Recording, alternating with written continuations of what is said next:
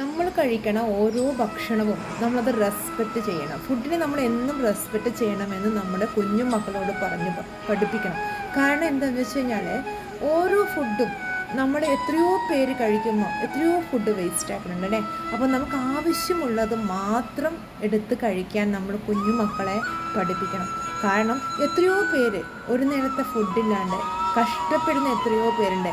അതിൻ്റെ ഇടയിൽ നമുക്ക് ഇത്രയും കഴിക്കാൻ ഫുഡ് കിട്ടുന്നത് നമ്മളെന്നും ഭഗവാനോട് താങ്ക്സ് പറയണം. കാരണം നമ്മൾ ആ ഓരോ പാഴാക്കുന്ന ഫുഡും മറ്റുള്ളവർക്കും കൂടി അവകാശപ്പെട്ടതാണ് എന്ന ബോധം നമ്മൾ ഓരോ പേരൻസും നമ്മുടെ കുഞ്ഞു മക്കൾക്ക് പകർന്നു കൊടുക്കണം. ഭക്ഷണം എന്ന് പറഞ്ഞാൽ അമൂല്യമായതാണ്. അതൊരിക്കലും പാഴാക്കി കളയരുത്. അതുപോലെ തന്നെയാണ് കുടിവെള്ളവും.